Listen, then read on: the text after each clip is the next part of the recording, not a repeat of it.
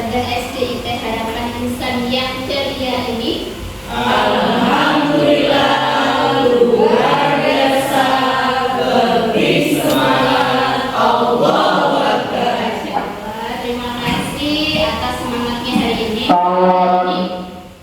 Mungkin ada yang belum kenal ya, nanti kita perkenalkan dulu. Tapi sebelumnya, sebelum kita mulai acara kita hari ini, ada beberapa dan beberapa lagi kita awali terlebih dahulu baca doa.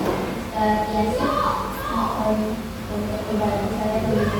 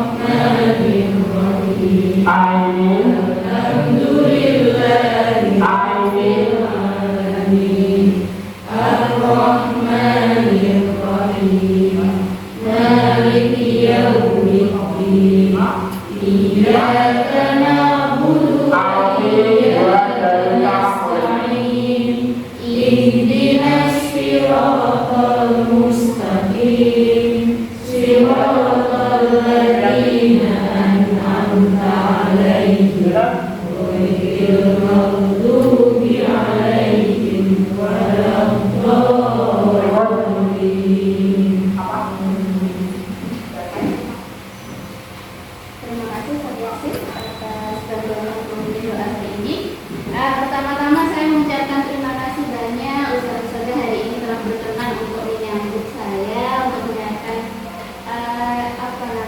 istilahnya ini adalah kaum berbagi ya. Saya bukan bermaksud untuk menggurui ataupun melebihi panjenengan, bahwa panjenengan lebih ahli lah daripada ini, tapi ini adalah tugas dari programnya saya ikuti ya, calon guru penggerak. Jadi ini adalah saya dapat informasi lebih, sebenarnya adalah saya bagikan kepada teman-teman semuanya. Semoga nanti tetap memberikan manfaat dan juga nilai-nilai positif baik untuk panjenengan maupun untuk peserta didik. Sekali lagi terima kasih sudah meluangkan waktunya. Nanti mungkin pulangnya agak molor sedikit, mohon maaf ya ustaz-ustazah ya. Oke. Untuk pertama kali nanti kita akan membahas tentang budaya positif. Apa itu budaya positif nanti kita akan bahas selanjutnya.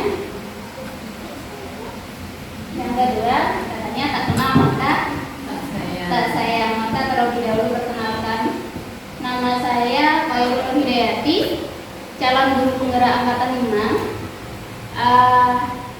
1 tahun yang lalu atau beberapa bulan yang lalu saya menjadi salah satu bagian di sini di SDIT Harapan Insan. Jadi saya pun mendaftar guru penggeraknya adalah dari sini di SDIT kayak gitu.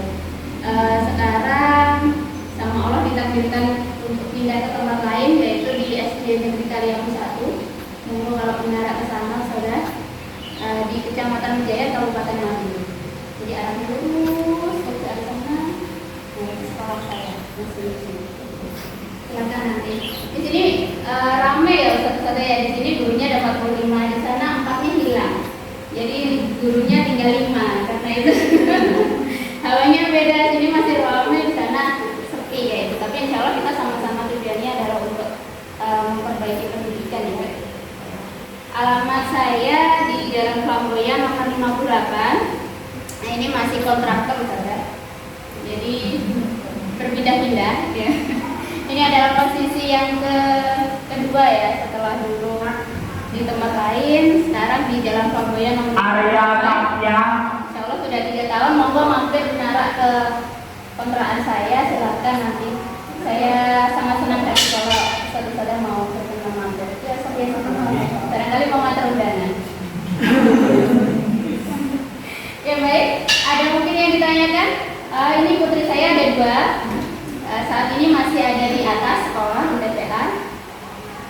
Suami saya 1. Ini masih umur 3 tahun nanti Oktober. Yang pertama, yang kedua nanti insya Allah berapa ya? 1,5 ya? 1,5 tahun. Biasa ini kalau pagi itu heboh nanti saudara. Heboh, bawa bekal, heboh mandi, heboh minum kayak gitu. Selanjutnya, insya Allah nanti skenario forum berbagi kita adalah yang pertama ada pembukaan, yang kedua penyampaian materi, ketiga penutup dan yang keempat adalah Arya Satya Salam. perwakilan Mbak Aja untuk memberikan testimoni. Arya Satya Salam. Selanjutnya kita akan masuk ke materi. Sekali lagi saya bukan menggurui ya Ustaz Sadam, bisa nanti ada argumen lain atau pendapat lain silakan nanti disampaikan. Untuk kesepakatan kelas kita hari ini saya minta untuk seluruh peserta mempunyai kesempatan untuk berpendapat. Jadi silakan untuk menyampaikan pendapatnya ketika memang tidak sesuai ataupun kurang berkenan bisa disampaikan. Yang kedua, ayo kita sama-sama berpikiran terbuka dan saling menghormati. Kalau katanya itu adalah setengah kosong ya. Jadi biar kita tidak tertutup dengan hal-hal baru ataupun hal-hal baik yang dapat kita lakukan terus selanjutnya. Yang ketiga, jika ada satu peserta yang berbicara, mohon untuk yang lainnya kita mendengarkan. Yang keempat, berpendapat setelah dipersilakan, seperti juga layaknya anak-anak ya, biar nggak suara itu paling ceplang gitu. Jadi kita tetap berpendapat setelah dipersilakan. Yang kelima, mohon untuk berpartisipasi penuh, meskipun ini di jam-jam rawan, semoga tetap dapat mengikuti dengan baik. Yang terakhir adalah mengikuti forum berbagi aksi nyata ini dengan penuh perasaan yang gembira. Ya. Semoga tetap gembira hari ini. Gembira anak-anak pulang bersatu ya. Pulang pagi kalau di sini ya jam 1 itu berarti udah pulang pagi, anak-anak sekolah gitu.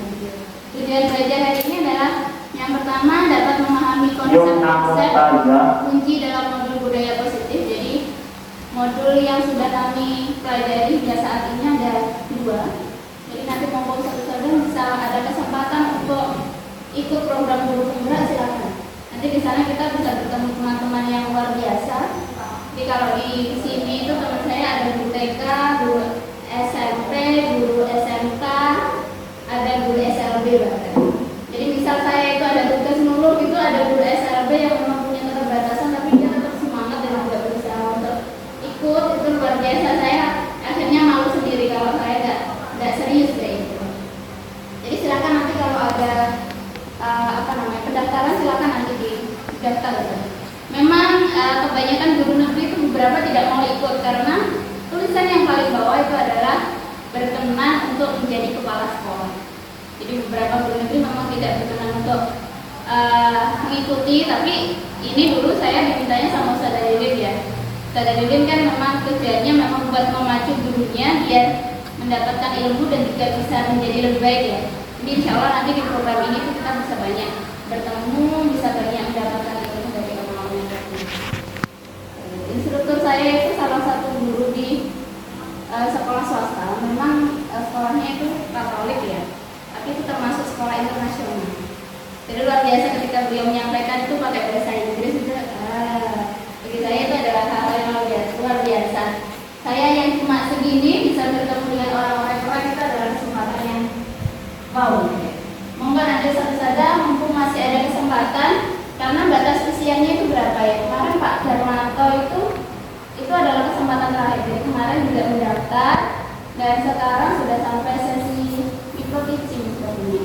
Jadi ada batas usianya. Kalau memang sudah berapa tahun ya? Pensiun itu 60 ya.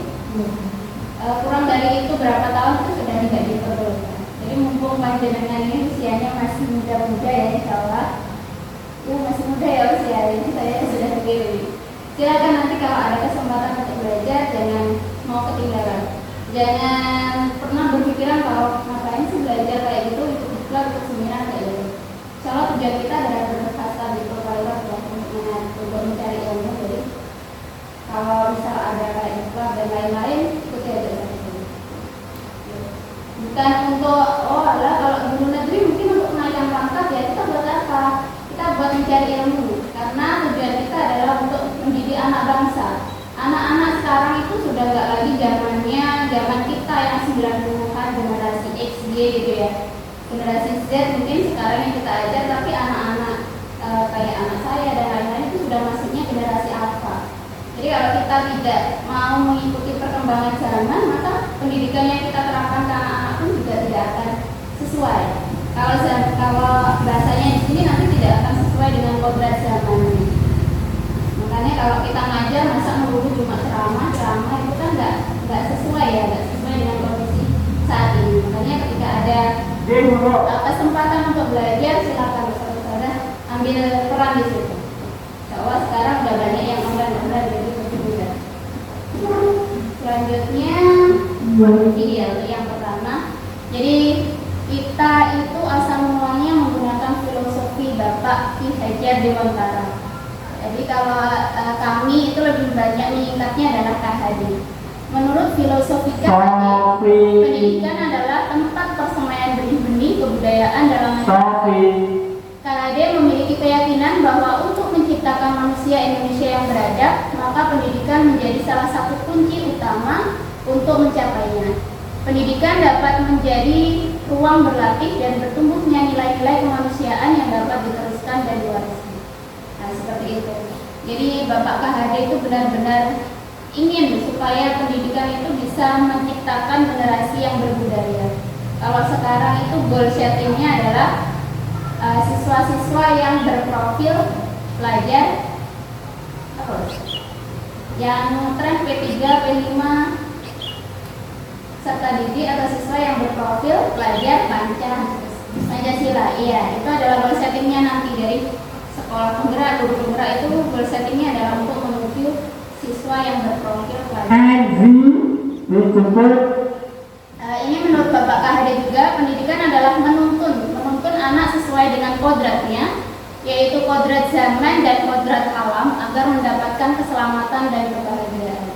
Kodrat zaman yang dimaksud adalah sebagaimana saya sampaikan tadi, bahwa pendidikan zaman kolonial, pendidikan zaman kita dulu yang hanya menggunakan ini Ibu Budi, ini Bapak Budi, itu sudah tidak relevan dengan kondisi sekarang. Makanya kenapa pendidikan itu harus dinamis, harus sesuai dengan zamannya. Kalau sekarang zamannya gadget, zamannya mengikuti anak-anak sekarang itu dengan namanya gadget, HP. Anak saya saja itu ya, yang kecil itu ketika buka YouTube itu ada tulisan lewati iklan gitu ya. Nggak mungkin sudah bisa baca ya, tapi dia bisa tahu kalau melewati iklan itu dengan diklik gitu. Nah, makanya kita harus menyesuaikan kondisi pendidikan kita. Apalagi di tengah sarana dan prasarana, kalau IT saya rasa tidak sulit ya. Ketika saya pindah itu ternyata sarana prasarana jauh. Mau sekedar fotokopi, ngeprint itu susah.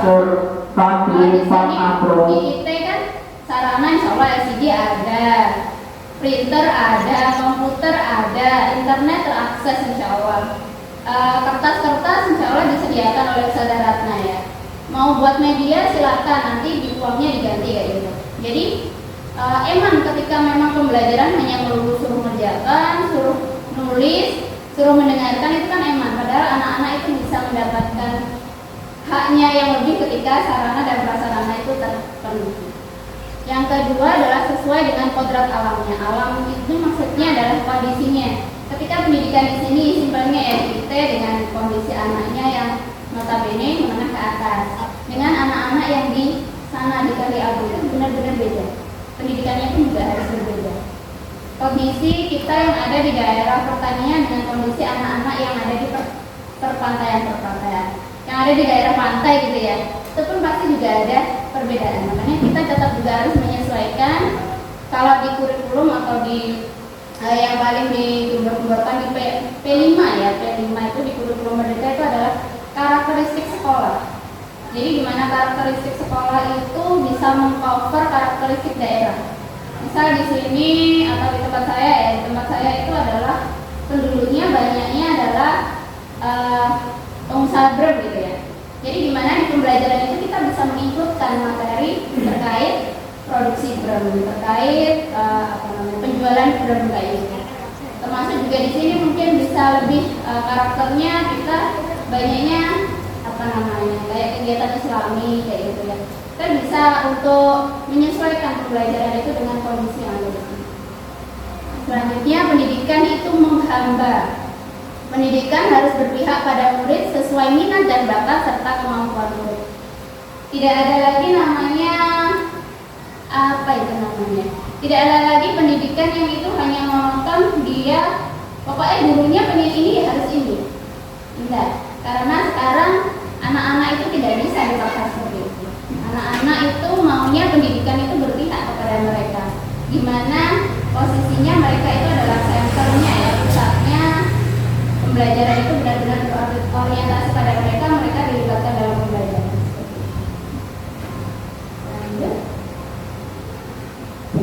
Ini adalah pertanyaan tematik. Saya akan bertanya ke beberapa. Nggak ulangan ya, tapi ya nggak apa-apa, nggak akan saya bilang. Yang pertama, apa sih pentingnya menciptakan suasana positif di lingkungan Anda? Kalau di sini berarti di lingkungan SID. Monggo yang saya kenal dulu ada Ustazah Ulfa. Monggo untuk pertanyaan pertama, apa pendapat nih panjenengan tentang pertanyaan ini? Biar suasana nggak monoton. Karena kalau lingkungannya itu sudah diubah oleh ustazahnya, jadi anak-anak itu lebih semangat. Jadi nggak seperti itu contoh yang nanti itu kan pembagian. Jadi anak-anak itu dikasih dakon. Kalau sudah dikasih dakon, kita praktekkan dan anak-anak itu diajak. Kalau sudah ada medianya, anak-anak tidak akan sendiri. Baik, terima kasih Saudara Ulfa. Ini menurut Saudara Ulfa adalah lebih bisa mewadahi ke minatnya anak ya, keinginan anak untuk bisa belajar sambil bermain dengan dakon gitu ya. Insya Allah ini baik. Yang kedua, seorang pendidik dan atau pimpinan sekolah. Bayangkan kita pimpinan sekolah ya atau seorang pendidik. Bagaimana Anda dapat menciptakan suasana positif di lingkungan Anda selama ini? Monggo saya sih. Ini nanti saya bahaya apa aja. Kalau saya sekolah, pimpinan sekolah ya. Iya, bayangkan tak sebagai kepala sekolah. Belum siap. Oh, boleh. Iya. Untuk menciptakan suasana positif. Jadi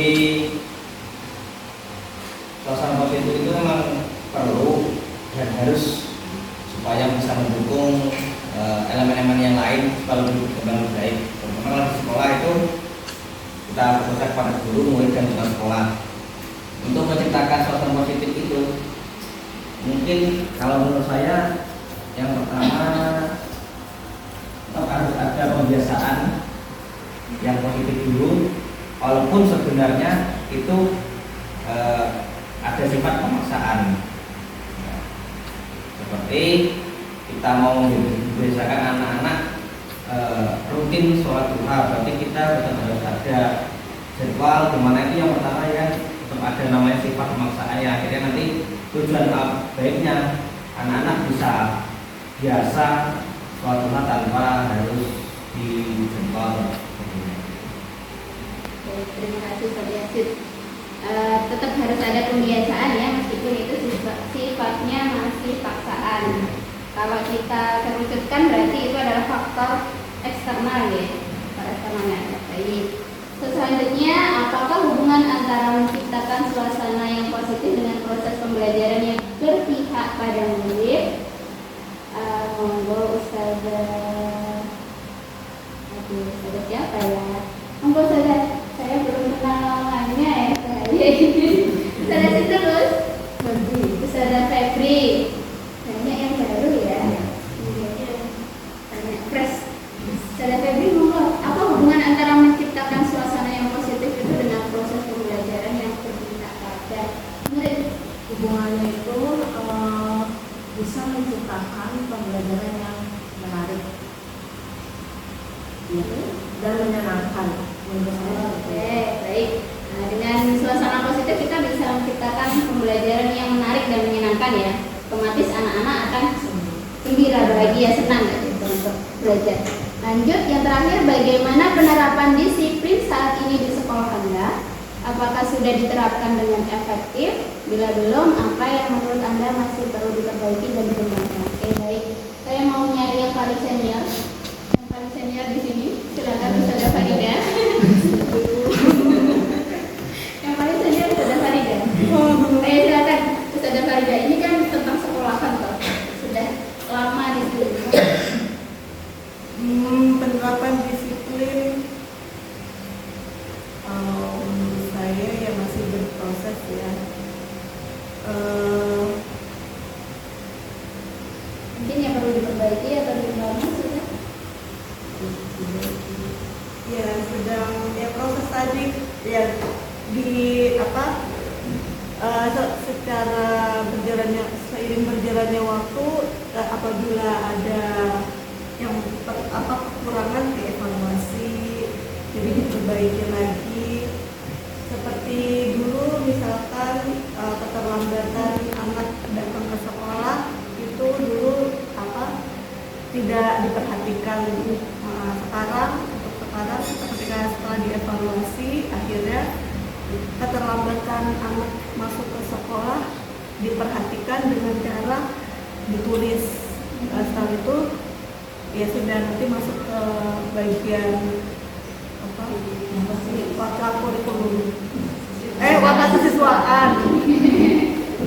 Oke, baik, terima kasih Tante Farida. Yang seperti itu ya mungkin dari hari ke hari, dari masa ke masa terus dievaluasi untuk melakukan perbaikan dari. Kita lanjutkan.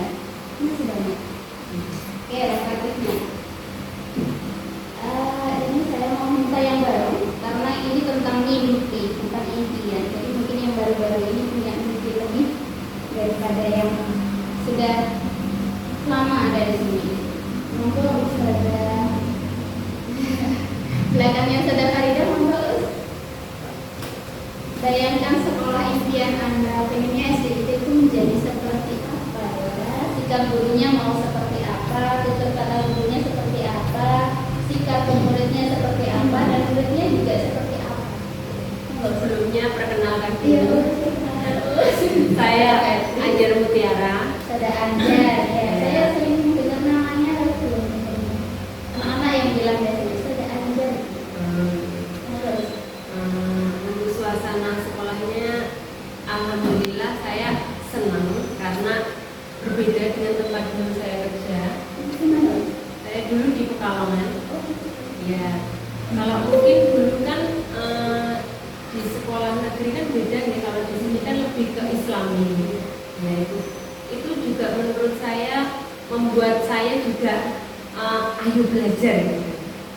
Terus yang kedua, bagaimana sikap gurunya.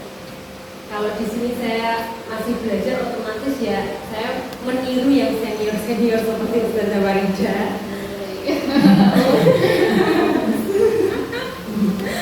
Bagaimana untuk tutur kata guru? Kalau ini sebagai saya saja ya. Kalau yang lainnya kan saya belum paham. Pengennya kayak apa sih? Kalau saya itu sebenarnya anak-anak itu diajak ceria dan bahagia bisa, tapi waktunya untuk disiplin ya harus disiplin. Jadi kalau waktunya saya masuk, saya tidak ingin ada suara yang lain kecuali suara saya. Mungkin agak keras, tapi saya inginnya kelas saya kondusif. Nanti saatnya mereka biasanya setelah saya ngasih materi, biasanya bercanda dulu, terus habis itu mengerjakan tugas. Jadi biar nggak biar nggak tegang terus, tapi juga nggak guyon terus. Bagaimana guru bersikap kepada murid-muridnya? Kalau selama ini saya di sini bisa menjadi pendidik, tapi juga bisa menjadi teman. Bagaimana sikap murid-muridnya? Bagaimana mereka saling berinteraksi terhadap Anda sebagai pemimpin sekolah dan terhadap guru-guru yang lain. Ini maksudnya saya jadi pemimpin apa? Maksudnya sikap anak-anak kepada kita itu pengennya kita seperti apa sih? Oh gitu. Nah, tadi sekolah impian kita itu anak-anak itu kalau bersikap gurunya, harapan saya itu seperti apa? Oh gitu. Kalau saya inginnya anak-anak itu tetap menghormati, tapi tidak takut juga. Tetap santun tapi ya enjoy aja gitu. Terima kasih. Oke, terima kasih Ustazah Anjar. Ustazah Anjar ngajar kelas berapa? Saya kelas 2 3 4. Kenapa ya? G. Kenapa? LH dan S3. Ini udah kembali kenapa ya sih? 2, 3, 4 2, 3, 4, 5 G.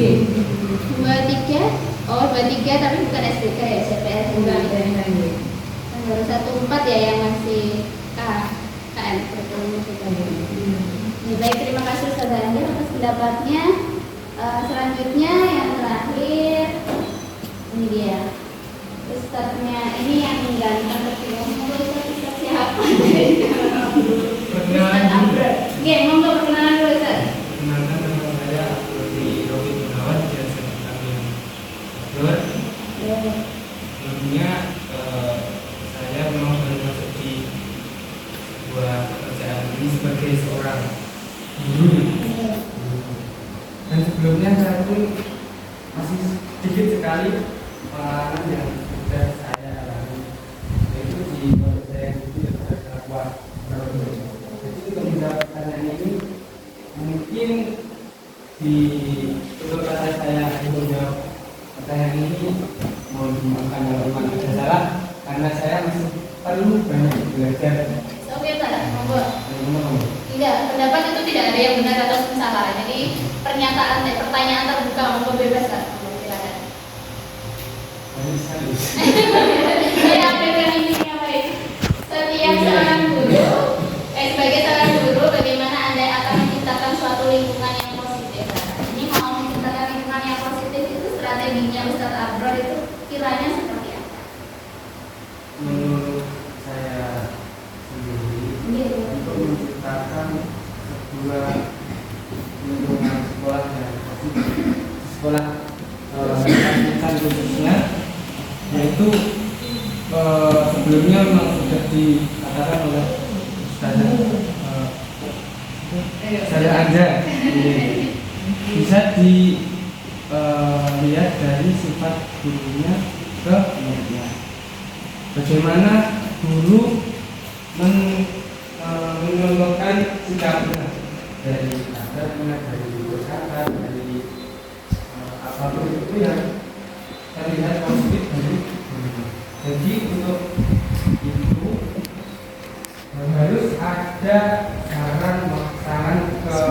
saran dari guru ke murid, bagaimana murid itu bisa mendapatkan sifat positif dari guru. Contohnya, umpama saya ingin meninggikan adab di hadapan insan ini, saya memberikan wawasan kepada murid, ini sikap yang baik kepada orang tua, kepada sama teman, maupun kepada Allah Subhanahu wa Ta'ala. Saya sendiri lebih ke adabnya. Nah, itu apa lagi? Tentunya salah satu hal paling penting adalah menghilangkan rasa takut dari diri murid-murid sehingga mereka merasa nyaman dan aman berada di sekolah tanpa takut.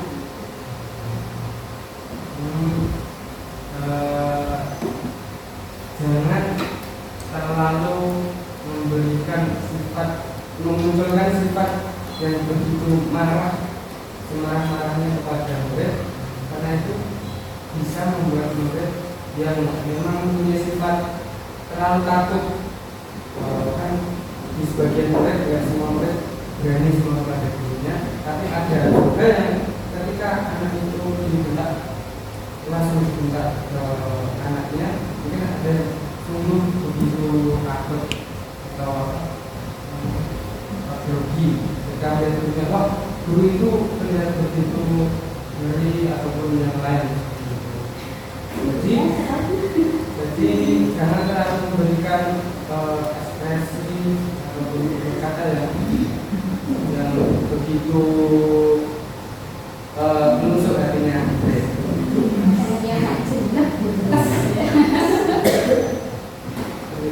Baik, terima kasih Ustaz Abrar. Ustaz Abrar mampu di Bapak. Terima kasih Ustaz Abrar atas jawaban dari pertanyaan ini. Intinya jangan membuat anak-anak itu takut ya. Nah, kayaknya ini salah Ustaz Abrar ini. Jadi biar anak-anak itu nggak tertekan ataupun tertekan gitu ya dengan kita datang langsung tapi mereka bahagia, ayo cepat masuk sekolah, cepat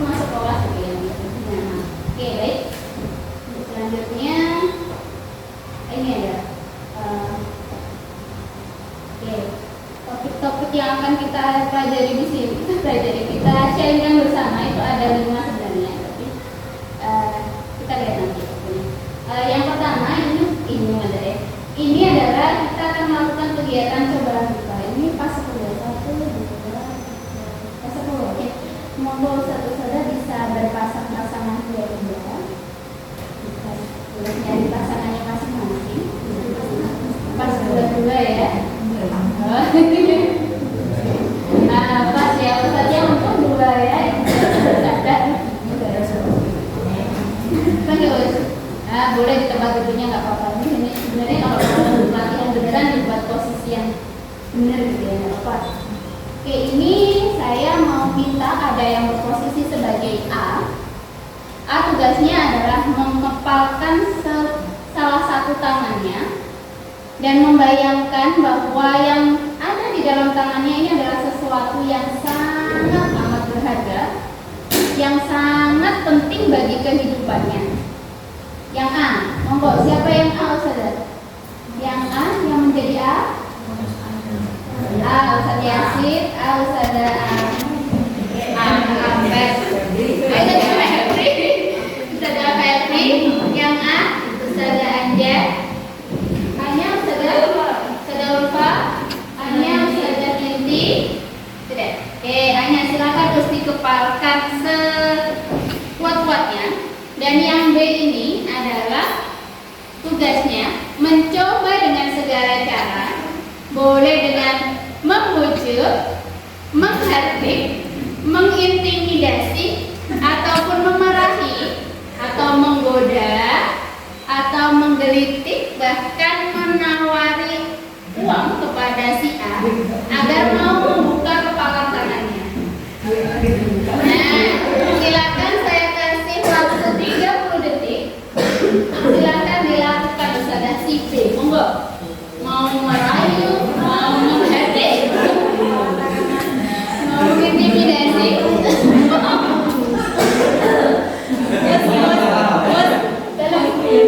Ini apa namanya, sesuatu yang saya pegang ini, misalkan yang si B tanya ini apa isinya, itu memang harus Boleh dijawab, boleh tidak? Oh, Si A pun boleh ini melakukan membukanya, boleh tidak membukanya, boleh, bebas.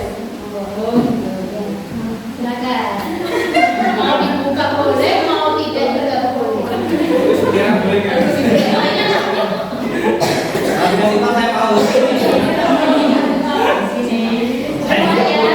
Lumayan buat nanti konsumsi.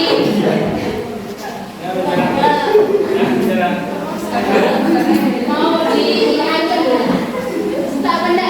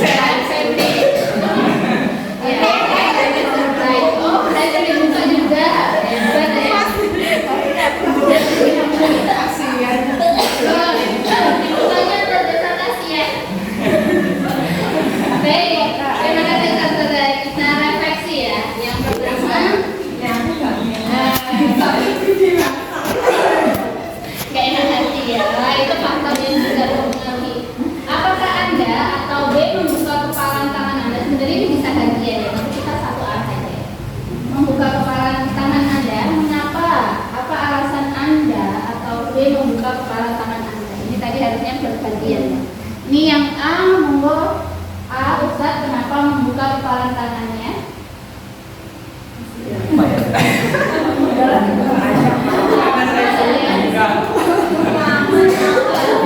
Kan udah hipnotis, makanya dia harus paham.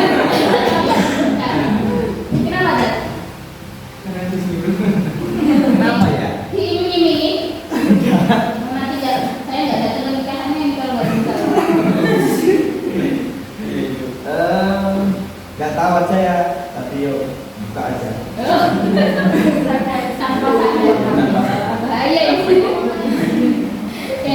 Padahal sebelumnya ya, tidak mau buka. Oh, lah ya, apa gimana tidak?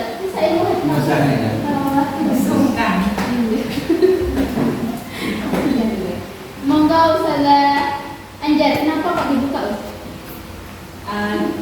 Selain saya nggak enak. Tapi sebenarnya bukan itu. Saya tadi membayangkan apa yang saya pegang. Yang saya pegang itu anak saya. Oh, itu berapa? Kenapa saya membukanya? Karena saya berpikiran gini, kalau anak itu ibarat layang-layang, kalau saya pegang terus kenceng, putus juga. Makanya ya tarik ulur gitu aja. Buka tutup. Baik, terima kasih Ustazah Anjar. Terus siapa ya? Ustazah Binti. Ya, Kenapa dibuka Ustazah? saya kasihan sama Oh, ya, terus menerus tangan saya. waduh, dengan kelembutan ya. Sangat lembut sekali mulai saya. Baik, sebagian besar berarti karena rayuan ya. Berhasil dibuka. Baik, kita lanjut. Ini saya hanya cuma apa namanya itu, memancing ya Ustazah. Karena kita sifatnya ketika di guru Qur'an itu bacanya kita nggak menjustifikasi sesuatu, tapi kita sifatnya adalah memancing. Saya juga sering terpancing sama instruktur saya. Oke, kemungkinan jawabannya adalah pertanyaan pertama dan kedua mungkin bervariasi, tapi ini rata-rata tadi dibuka semuanya. Mungkin ada yang dibuka, ada yang tidak. Ini karena mayoritas dan semuanya dibuka, berarti ya nggak apa-apa.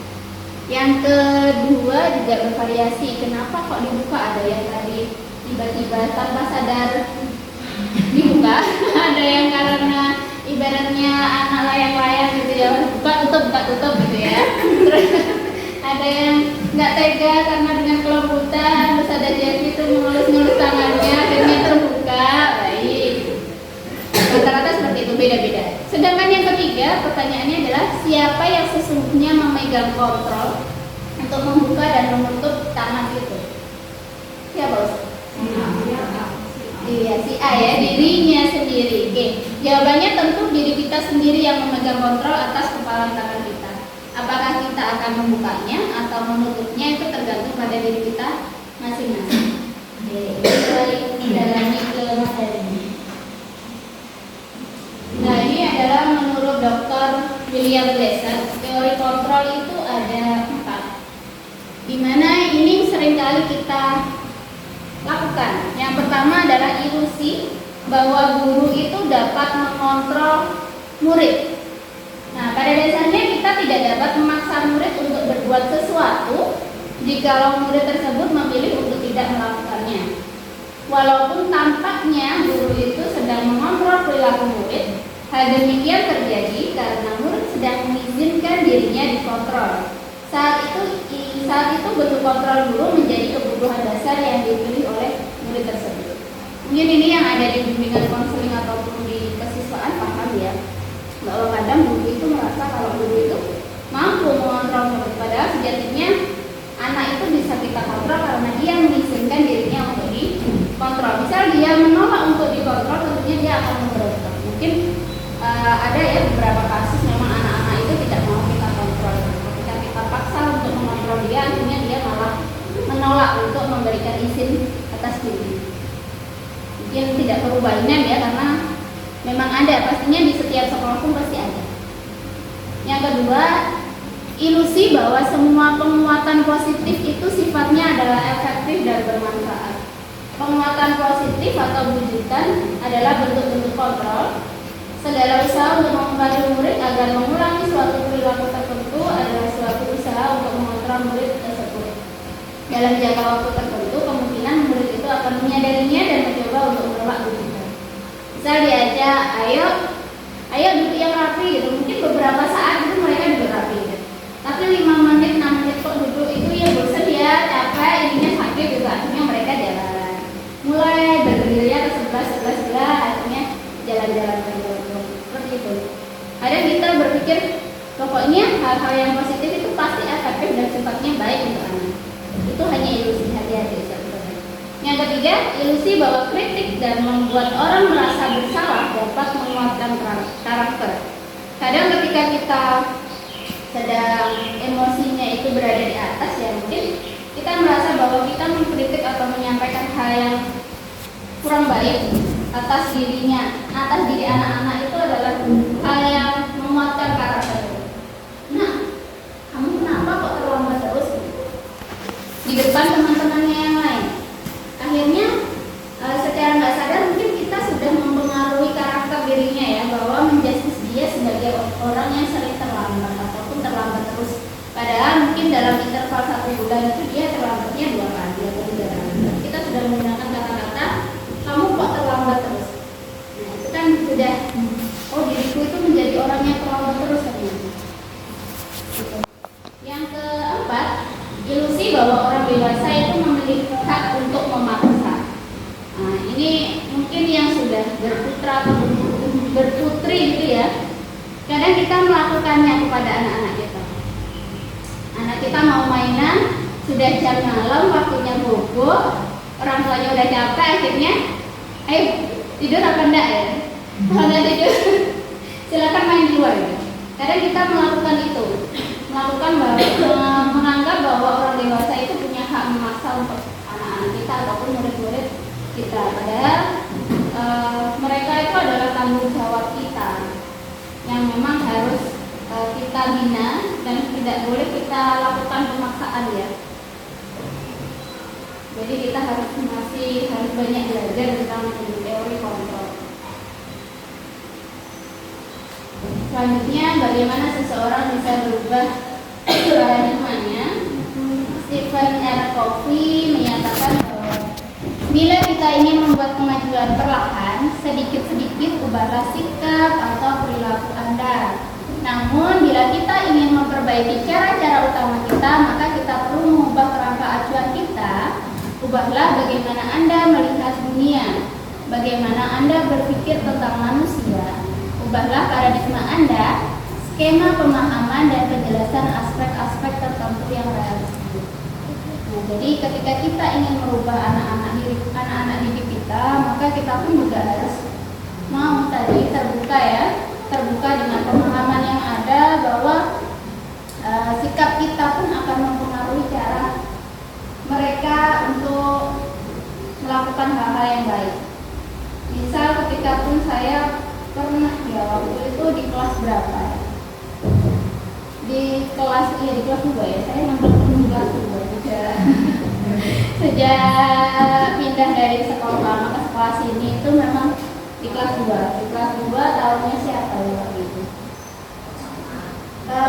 Pernah ada anak itu yang pindah sekolah kayaknya, tapi itu alasannya karena orang tuanya kerjanya di Surabaya, akhirnya anaknya pindah. Saya bilangnya gini, dia sering sekali nggak ngerjakan atau mengerjakannya nggak serius gitu ya, nggak serius. Akhirnya saya kasih nilainya itu juga sesuai dengan apa yang dia kerjakan. Misal 40 ya saya kasih 40 gitu. Terus dia jawabnya, nggak apa-apa, saya ikhlas gitu. Saya ikhlas menerima itu gitu. Terus akhirnya ketika di rumah, di sini kan sama bibi ya, bibi atau tantenya, sama tantenya ditanya di kelas gitu, sama om-omnya itu semuanya itu nilai-nilainya baik anak-anaknya. Mas, kenapa kok kamu nilainya jelek gitu, nilainya gak bagus? Nggak apa-apa, oh nggak apa-apa tante, saya ikhlas kok dapat nilai segitu. Nah itu dia, apa yang saya sampaikan ke anak ketika di kelas itu ternyata bisa jadi pembiasaannya di rumah, bisa jadi terbawa di rumah. Makanya kita sebagai guru itu benar-benar harus hati-hati sekali menggunakan kata-kata, menggunakan statement yang jangan sampai kata-kata itu bisa membuat anak-anak berperilaku negatif atau mendapatkan pemahaman negatif. Akhirnya ketika saat itu ya dengan berat hati, anaknya sebenarnya nggak mau pindah, tapi orang tuanya menginginkan pindah karena tantenya memang anak-anaknya, ponak-ponaknya itu nilainya rata-rata ke atas. Tapi sebenarnya dia itu pintar, cuma kadang dia memang malas, mungkin karena kurang perhatian ya. Orang tuanya kan jauh, dia di sini sama tantenya, makanya ketika di sekolah kan ketika di rumah mengharapkan perhatian gitu. Tapi ya sudah, mungkin itu adalah memang takdirnya seperti itu. Tapi Saya selalu berdoa semoga nanti di tempat yang baru dia bisa mendapatkan hal yang lebih baik. Selanjutnya ini adalah perbedaan stimulus respon dan teori kontrol. Jadi untuk, mohon maaf agak pecah ya Ustaz ya. Stimulus responnya itu adalah sifatnya realistis, kebutuhan kita sama. Sedangkan teori kontrol itu adalah realistis, kebutuhan kita berbeda. Stimulus respon itu maksudnya adalah hal-hal yang memang itu kadang otomatis gitu loh, otomatis kita berpandangan seperti itu. Misal kita pengennya anak-anak itu rapi semuanya duduk bareng mendengarkan ketika kita menjelaskan, misal seperti itu ya. Padahal kondisinya anak-anak itu kebutuhannya beda. Ada yang anak-anak itu sifatnya audio, ada yang sifatnya visual, ada yang sifatnya kinestetik gitu ya. Anak-anak yang kinestetik itu sangat-sangat tersiksa ketika memang harus disuruh duduk diam mendengarkan di depan, itu pasti sangat kondisinya adalah sangat-sangat tersiksa gitu ya. Sedangkan yang audio ketika hanya melihat gurunya itu menerangkan dengan gambar, menulis di papan, itu yang audio pun juga pasti akan mengalami namanya ketersiksaan batin gitu. Sedangkan yang visual pastinya juga kalau kita cuma menjelaskan secara lisan saja pasti juga akan mengalami kesulitan gitu. Nah itu yang namanya teori kontrol. Sedangkan stimulus itu kadang emosi dari kita sendiri ya, ataupun ilusi yang kita bentuk sendiri. Yang kedua, semua orang melihat yang sama, padahal setiap orang itu memiliki gambaran yang berbeda. Sama dengan contohnya sapi, gajah ketika ditutup matanya di depan kelihatan oh kakinya dua. Ketika dari samping oh ternyata dia besar terus kayak gitu ya. Ternyata pandangan orang-orang itu sebenarnya adalah berbeda. Yang selanjutnya kita mencoba mengubah orang agar pandangan sama dengan kita. Itu tidak mungkin, itu adalah sebuah hal yang mustahil ya. Kita tidak lagi bisa melakukan seperti zaman kolonial, sistem Rodi ataupun Romusa, yang semua pandangan itu harus sesuai dengan apa yang ingin kita inginkan. Nggak bisa lagi kita zamannya Pak Harto ataupun zamannya Orde Lama ya. Kita sudah zamannya milenial seperti ini. Banyak hal-hal yang memang harus kita kaji dengan lebih dalam. Selanjutnya perilaku buruk dilihat dari suatu kesalahan. Sedangkan teori kontrolnya semua perilaku memiliki tujuan. Jadi kadang kita sudah berangan-angan bahwa anak itu terlambat pasti karena dia malas atau karena dia kesiangan atau karena dia bulat atau karena hal-hal lain lah ya. Padahal dia terlambat itu bisa jadi ada karena sesuatu, misal bocor ban motornya, atau misal dia harus menjaga adiknya, atau misal orang tuanya sakit seperti itu. Selanjutnya, orang lain bisa mengontrol saya, padahal sebenarnya hanya diri saya yang bisa mengontrol. Selanjutnya saya bisa mengontrol orang lain, sedangkan teori kontrolnya adalah saya tidak dapat mengontrol orang lain. Yang selanjutnya, pemaksaan ada pada saat rujukan gagal. Jadi misal dibujuk sudah tidak kena, akhirnya kita melakukan pemaksaan. Padahal kolaborasi dan konsensus menciptakan pilihan-pilihan baru. Nah, ini yang saya juga harus masih belajar. Model berpikiran menang atau kalah. Kalau nggak menang ya pasti kalah. Padahal kita bisa berpikirnya adalah sama-sama menang. Lanjut. Lagi ya, makna kata disiplin menurut Bapak KHD. Di mana ada kemerdekaan, disitulah harus ada disiplin yang kuat. Sungguh pun disiplin itu bersifat self-disiplin, yaitu kita sendiri yang mewajibkan kita dengan sekeras-kerasnya, tetapi itu sama saja sebab jikalau kita tidak cakap melakukan self-disiplin, yang bahasa Inggrisnya mahir, wajiblah penguasa lain mendisiplinkan diri kita. Jadi misal kita memang tidak bisa mendisiplinkan diri kita, kita mungkin butuh faktor eksternal yang membantu kita untuk lebih disiplin. Di situ Bapak KHD menyatakan bahwa untuk mencapai kemerdekaan dalam konteks pendidikan kita saat ini perlu menciptakan murid yang merdeka. Syarat utamanya adalah harus ada disiplin yang kuat.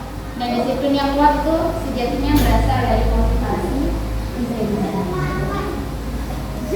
Ini adalah nilai kebajikan universal.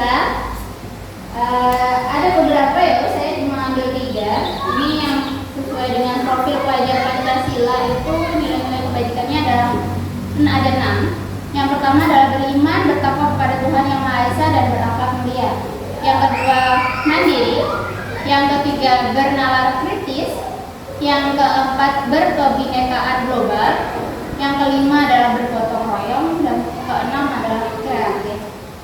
Sedangkan menurut IBO Primary Years Program PIP ya, sikap murid terdiri dari toleransi rasa hormat, integritas, mandiri, menghargai, antusias, empati, keingintahuan, kreativitas, kerjasama, percaya diri, dan komitmen. Sedangkan menurut The Seven Essential Virtues atau Building Moral Intelligence menyatakan bahwa nilai-nilai kebijakan yang universal itu adalah empati, suara hati, kontrol diri, rasa hormat, kebaikan, toleransi, dan keadilan. Jadi ini nanti akan kita godok ataupun kita jadikan kebiasaan di anak-anak didik kita. Bentuknya macam-macam, bisa sesuai dengan kondisi anak. Mungkin pada awalnya Anda menjadi seorang guru adalah karena ingin mendapatkan suatu penghargaan tertentu. Namun seiring Anda mengikuti program ini atau mengikuti kegiatan menjadi guru itu dan kemudian menikmatinya, mungkinkah motivasi Anda berubah menjadi sebuah keinginan untuk menjadi guru dengan nilai-nilai yang Anda yakini. Nah ya, mungkin motivasinya dulu itu biar nanti di rumah nggak disebut orang yang nganggur, saya harus kerja gitu. Tapi seiring waktu berjalan ternyata banyak teman-teman yang care, yang enak, anak-anak yang baik, lingkungan yang mendukung, akhirnya motivasi kita pun berubah. Mungkin dulu motivasinya saya pengen dapat gaji biar bisa ini itu. Ternyata setelah ikut, gaji itu hanya bonus, selebihnya itu insya Allah pemberkahannya yang kita tahu. Yang kedua adalah terkait teori motivasi, hukuman, penghargaan, dan restitusi. Mungkin kita hanya kenalnya adalah motivasi, hukuman, penghargaan ya. Untuk restitusi belum. Jadi kita sampaikan di sini dan saya pun juga baru kenal restitusi itu ketika mengikuti pelatihan ini. Motivasi perilaku manusia itu sebenarnya ada 3. Yang pertama adalah untuk menghindari ketidaknyamanan atau hukuman. Mungkin kita ke sekolah gitu ya. Ke sekolah anak-anak gitu ya, ke sekolah masuk biar gak dihukum orang tuanya ketika di rumah, nanti kalau nggak masuk sekolah dihukum. Sama mungkin kita masuk kerja, nanti di rumah pasti diomelin orang tuanya, kenapa lo gak kerja gitu. Mungkin salah satu motivasinya adalah itu. Yang kedua motivasinya adalah untuk mendapatkan imbalan atau penghargaan dari orang lain. Misal motivasinya, saya ingin sekolah biar dapat uang saku, saya ingin kerja biar dapat gaji, misal seperti itu ya harapannya. Itu adalah motivasi yang kedua. Untuk yang ketiga adalah untuk menjadi orang yang mereka inginkan dan menghargai diri sendiri dengan nilai-nilai yang mereka percaya. Maksudnya mereka itu diri sendiri untuk menjadi orang yang kita inginkan dan menghargai diri sendiri dengan nilai-nilai yang kita inginkan. Mayoritas orang-orang itu bisa saja memangnya. Kita bisa saja menempatkan motivasi kita itu bisa saja 1 aja, bisa saja 2 saja, bisa saja 3 saja, atau bisa juga gabungan, bisa saja 1-3 atau 1-2 atau 2-3. Kemungkinan seperti itu. Sebagian besar dari kita motivasinya bisa aja tidak hanya 1 ya, bisa 2 atau 3. Lanjut, ini adalah restitusi yang dimaksud. Restitusi adalah proses menciptakan kondisi baik bagi murid untuk memperbaiki kesalahan mereka sehingga mereka bisa kembali pada kelompok mereka dengan karakter yang lebih baik. Jadi ini nanti restitusi itu beda dengan hukuman ataupun konsekuensi. Restitusi itu lebih sifatnya adalah meminta anak-anak itu menemukan sendiri kesalahannya, menemukan sendiri jati dirinya, menemukan sendiri keyakinannya, dan menemukan sendiri hal yang harus dia lakukan untuk memperbaiki dirinya. Jadi kita sifatnya hanya fasilitator saja, bukan sebagai penghukum. Baik. Ini adalah hukuman dan konsekuensi ya Ustaz sadar. Biasanya kita menggunakannya untuk anak-anak yang berperilaku negatif itu adalah kalau nggak hukuman ya konsekuensi gitu ya, atau punishment reward kayak gitu. Hukuman sifatnya adalah tidak terencana atau tiba-tiba, misal anak datang terlambat, kita suruh berdiri di depan, itu adalah sudah hukuman. Sifatnya tidak direncanakan dan ini memberikan pengaruh yang bersifat psikis ataupun fisik ya kepada anak-anak. Sedangkan konsekuensi itu adalah sudah terencana, sudah disepakati, sudah dibahas dan disetujui oleh murid dan guru. Namun ini biasanya konsekuensi ini hanya dalam jangka waktu pendek, tidak bisa kita gunakan dalam jangka waktu lama. Itu adalah konsekuensi. Terus mungkin kebanyakan dari kita menggunakannya konsekuensi ya. Jadi anak-anak, kalau kamu tidak bawa buku, konsekuensinya apa? Di luar gitu. Padahal kalau di luar dia malah enak ya, nggak belajar dengan satu seadanya kayak gitu. Itu contohnya dari konsekuensi. Nanti kita akan ada solusi yang lebih baik, yaitu dengan restitusi. Ini nanti bisa saya share aja ya untuk perbedaan dari hukuman, konsekuensi sama restitusi. Jadi kalau hukuman itu otomatis memberikan identitas gagal kepada peserta didik kita, sedangkan kalau konsekuensi dan restitusi itu dapat memberikan identitas yang lebih baik daripada identitas yang hukuman tadi.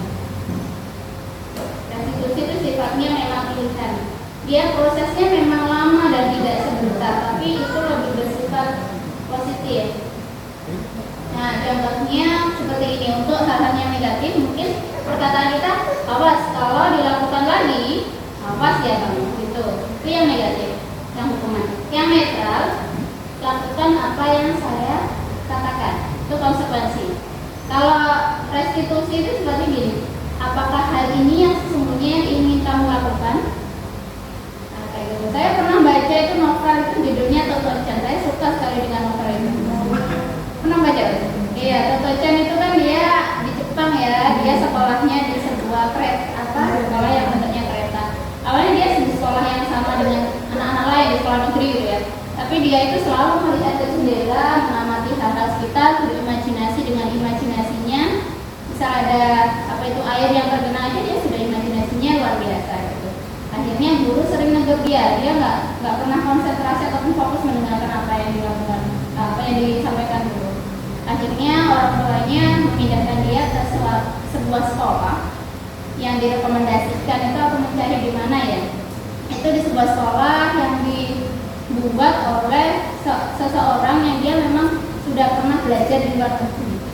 Nah, itu bapak-bapak, kepala sekolahnya waktu itu bapak-bapak. Siapa itu? Lupa saya namanya.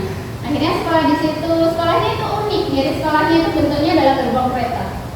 Jadi kepala sekolahnya itu benar-benar dia nggak mengharapkan ini akan ada pemasukan keuangan gitu, enggak. Dia memang benar-benar mau fokus ke pendidikan anak-anak ya. Dibuat sampai itu beli beli gerbong keretanya itu beli. Jadi dibuat kelas-kelas itu tuh unik. Jadi memang harapannya itu anak-anak yang spesial ataupun anak-anak dengan karakter luar biasa itu bisa nyaman gitu. Di situ itu pelajarannya nggak sama kayak kita, pagi jam 7 sampai jam sekian itu PPKN, selanjutnya tematik, selanjutnya apa gitu, enggak. Di sana dikasih jadwal mungkin ya sama ya, PPKN, ngaji, PLH, bahasa Inggris gitu. Tapi anak-anak itu dibebaskan mau milih yang mana dulu yang mau dilakukan. Jadi di dalam kelas itu mereka ada yang bisa sains dulu ya, percobaan di sana, ada yang membaca dulu di sana, ada yang ngaji dulu di sini. Jadi anak-anak di sana itu memang sudah terkondisi, dia tidak terganggu dengan anak-anak lain dengan kegiatan lain.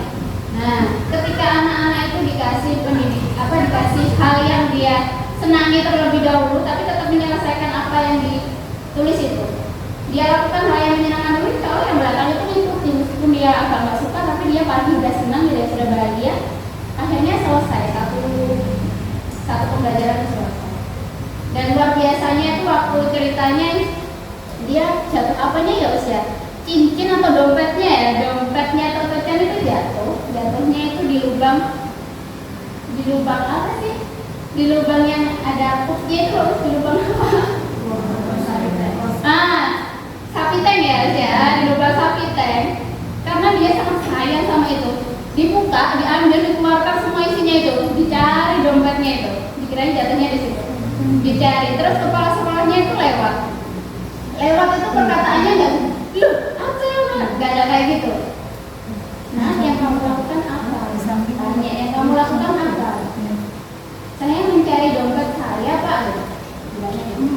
Oh ya, nanti setelah selesai minta tolong dibereskan ya.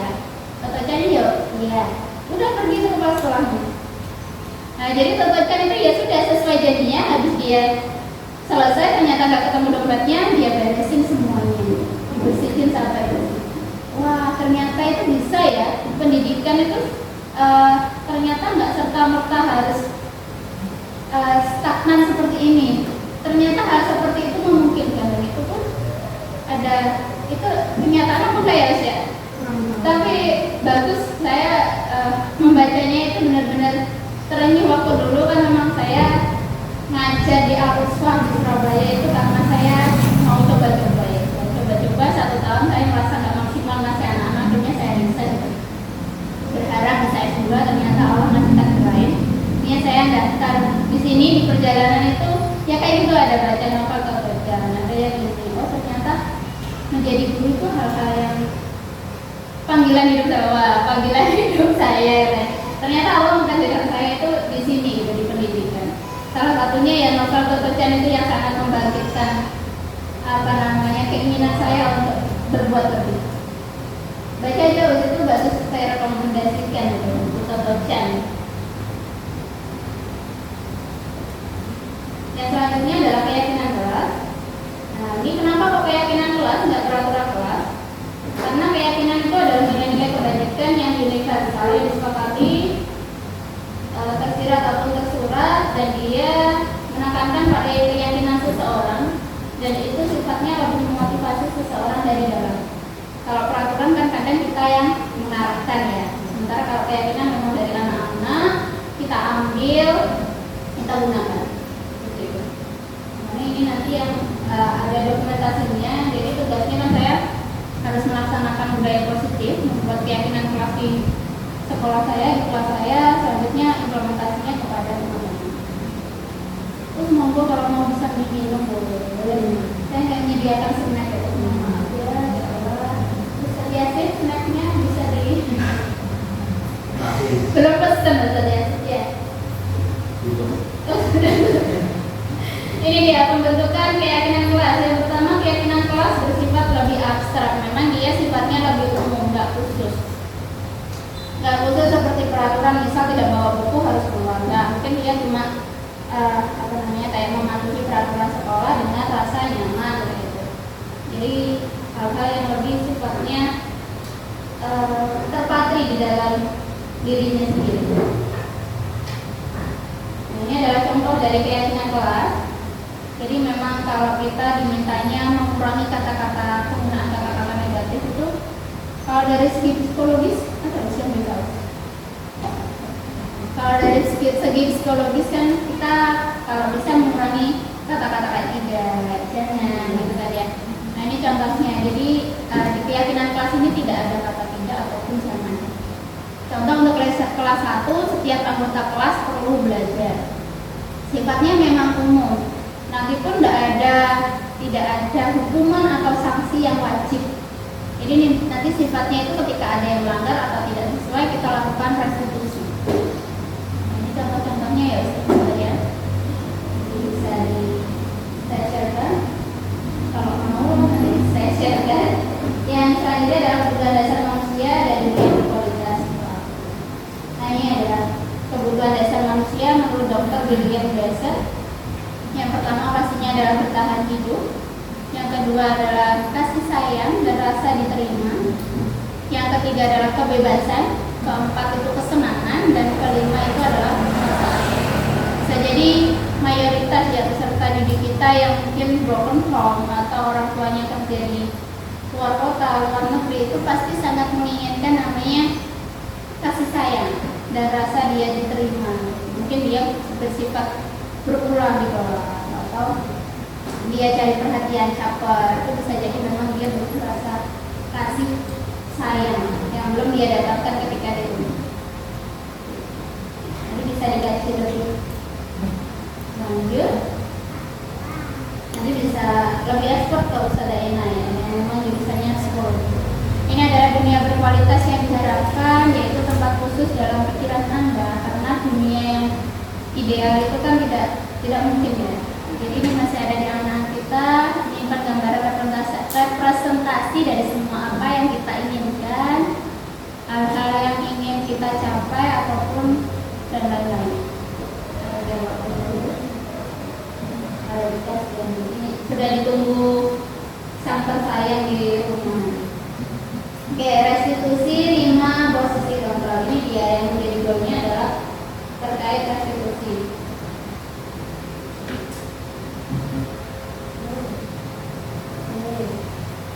Ini adalah 5 posisi kontrol yang kita terapkan sebagai guru. Nanti monggo panjenengan pilih sendiri posisi saya sekarang sedang ada di mana ya.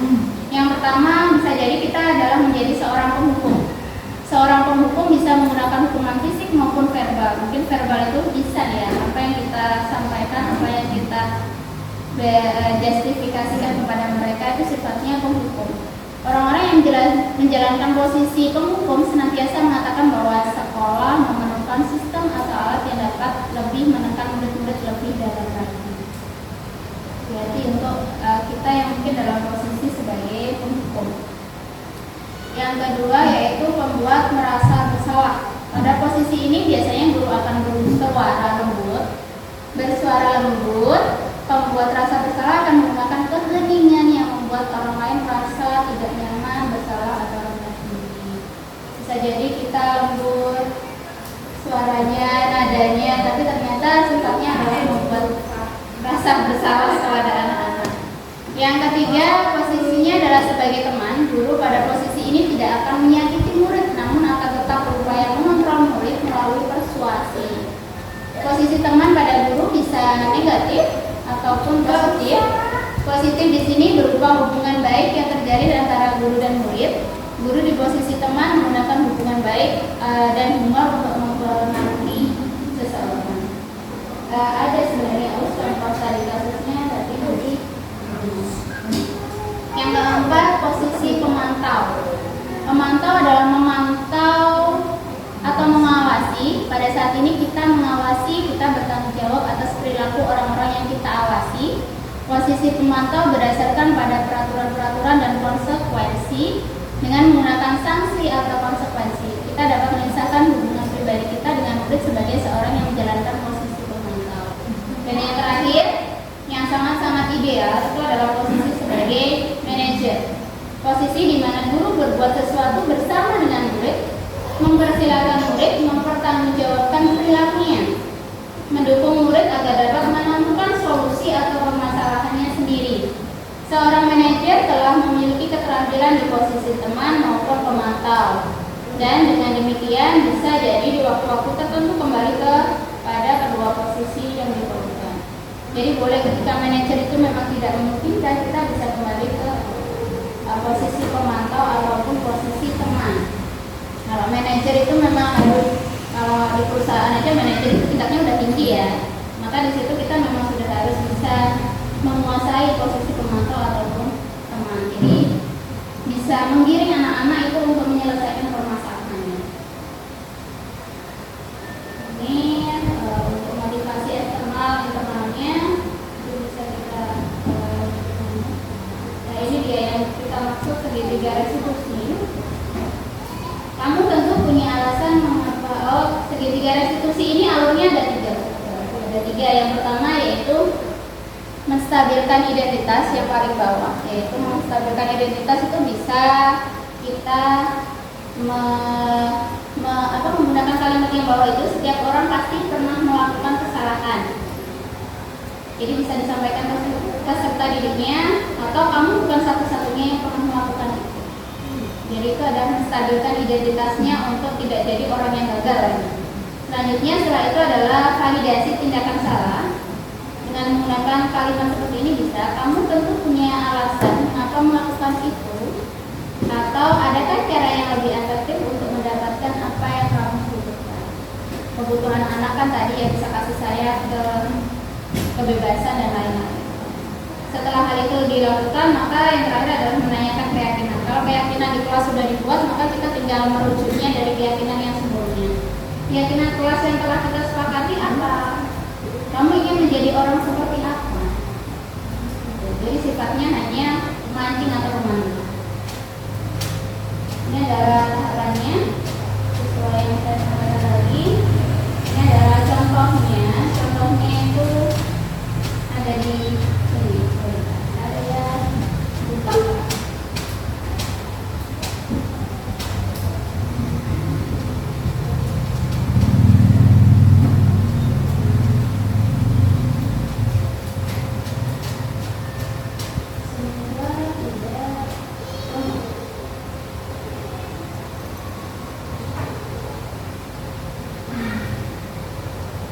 Yuan cancel karena offline. Ayo gimana ini? Kenapa kok offline bisa?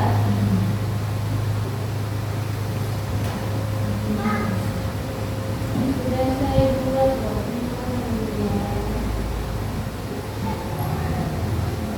Kan buatnya pakai HP, pakai charger saya. Jadi saya keluarnya di sini.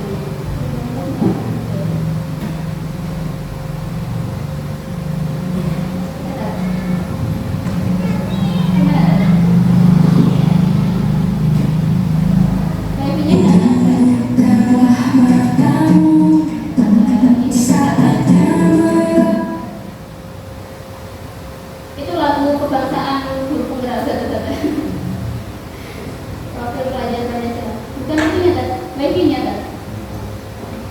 Oh alah, lu dapat jadi pink. Pas cewek jadi pink. Saya jajan ada misalnya pokoknya punya. Ya nggak tahu. Siapa ya? Ini memang tidak sesuai.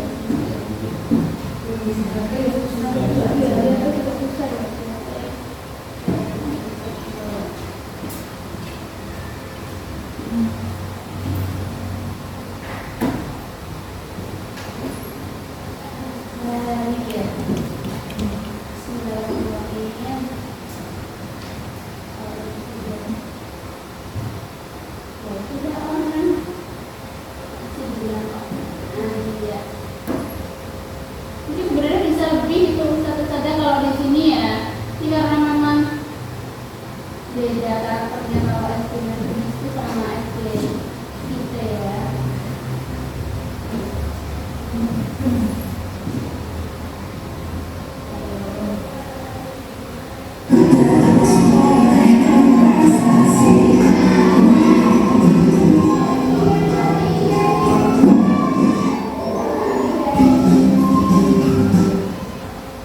Nah, kayak gini nih ustaz-ustaz. Saya dulu nggak bisa buat kayak gini, tapi sekarang udah mulai terpaksa akhirnya.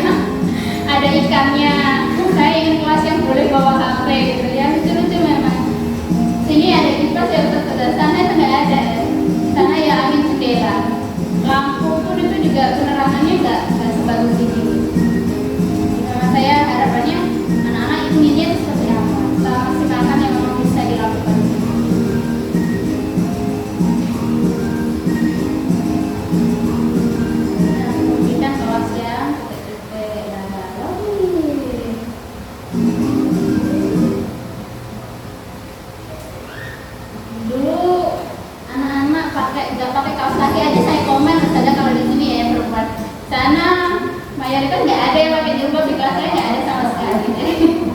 Jadi mau ngomong pas leggingnya, roknya gitu nggak bisa karena memang ini apa namanya nggak ada yang pakai jilbab, belum ada.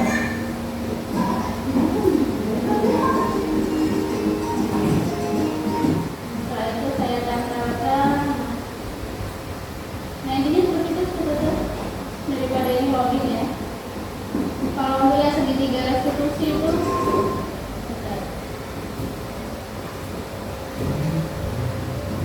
udah waktunya asar ya. Coba ya. Segitiga restitusinya itu saya pinjam murid sini waktu itu. Waktu itu saya sedang nggak enak badan jadi nggak masuk di sekolahan. Sementara tugasnya nempel. Akhirnya saya pinjam salah satu siswa saya. Tidak hanya yang kenal. Ada Mbak Hana ini yang jadi artis buat saya pinjam. Walaupun saya pinjam Mbak Hananya waktu besok itu sampai dibawakan baju. Kebetulan ibunya Hana kan juga ikut ini ya. Nah, ini saya cuma memandu Mbak Hana kemarin kenapa kok melakukan ini gitu. Yang menyampaikan pendapatnya. Terus tentang keyakinan kelasnya apa? Menyayangi teman itu tidak boleh mengejek gitu kan. Jadi saya lihat waktu itu cerita oh dia pinjam buku temannya tanpa izin. Ya saya sampaikan, oke keyakinan kelasnya adalah ketika meminjam barang teman harus izin terlebih dahulu. Saya juga mengarahkan aja. Oh, berarti gimana Mbak Hana yang dilakukan setelah teman?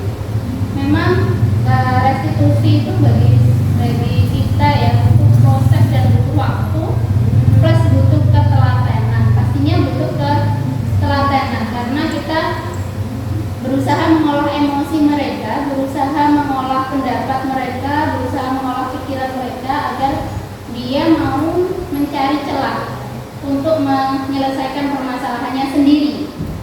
Jadi kan sejatinya anak-anak itu sebenarnya punya pikiran sendiri untuk menyelesaikan permasalahannya, tapi kadang kita terlalu terpaku bahwa solusi ini harus diselesaikan dengan ini, solusi ini harus, permasalahan ini harus diselesaikan dengan solusi ini. Padahal anak-anak itu ketika spontanitas itu ternyata lebih ekspresif daripada kita terkait penyelesaian solusi. Mungkin nanti bisa dicoba saudara. Saya pun juga sedang belajar bagaimana caranya menerapkan restitusi.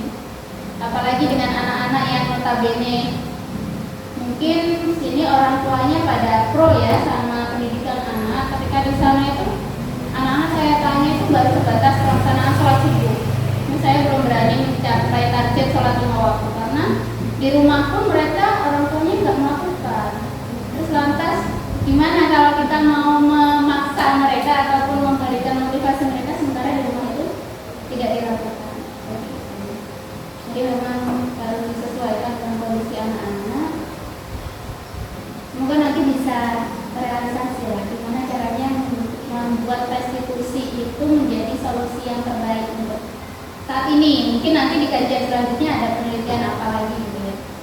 Untuk saat ini tuh yang paling efektif gimana memang anak-anak itu bisa nyaman, bisa bahagia berada di sekolahan ini. Kalau itu aja sih saudara, mungkin ada yang mau disampaikan ataupun ditanyakan. Apa sudah lupa? Saya itu satu saudara yang apa itu paling capek ketika CGP, misalnya bareng-bareng dengan PPG, bareng-bareng dengan PMM ya, bareng dengan hal yang punggung saya itu ketika duduk lama itu wah luar biasa. Kan hadapnya depannya kamera, sifatnya kan dari PPG, CGP itu semuanya dari. Jadi kalau itu ketika duduk lama itu saya merasakan rasanya punggung itu sudah kayak mbak gitu. Sudah sudah ada? Tidak ada. Kayaknya sudah lalu sudah lebih 60 menit luar biasa ini.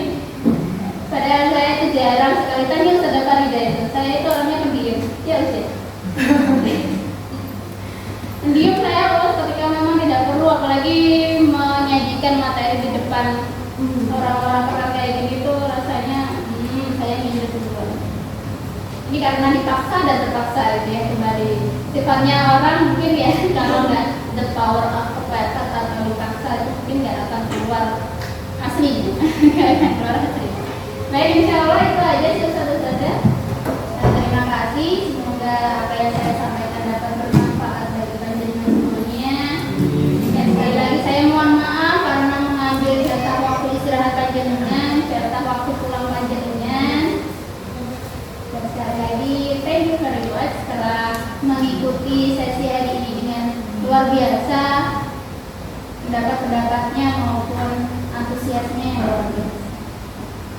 Semoga nanti bisa bermanfaat bagi saya, bagi panjenengan, dan khususnya bagi anak-anak spesial kita yang insya Allah berapa puluh tahun lagi mereka yang akan menjadi penerus calon-calon pemimpin bangsa ini. Jadi kita berusaha yang terbaik, terkait hidayah itu kembali datangnya dari Allah ya. Kita usahakan yang terbaik, insya Allah hasil itu tidak akan mengkhianati usaha. Jadi kita lakukan yang terbaik apa yang bisa kita lakukan. Demikian dari saya, kurang lebihnya mohon maaf. Kita tutup dengan doa Ustaz Yasin membuka dan menutup.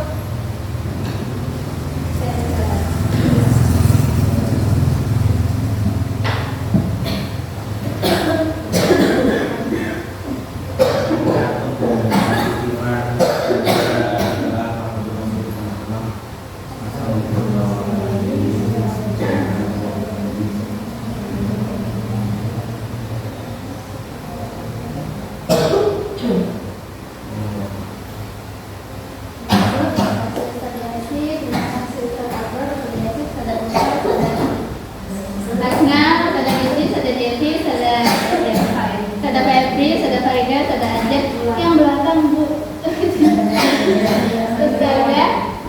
Ustazah Wiwi. Terima kasih banyak. Nanti biar kalau ketemu bisa nyapa ya. Saya sering ke depan masih jemput anak-anak. Kadang kalau ke depan. Terima kasih banyak. Semoga nanti perjalanannya lancar, pulang bertemu dengan orang-orang saya. Semoga lancar persalinannya. Semoga lancar ya Tante. Undangannya, saya belum. Sedangkan tidak undangannya. Ini masih banyak yang single. Masih. 1, 2, 3, 4. Kita sudah sudah kedaluarsa ya. Sudah single lagi. Terima kasih kembali dari saya. Sekali lagi mohon maaf. Produknya mohon maaf. Wassalamualaikum warahmatullahi wabarakatuh.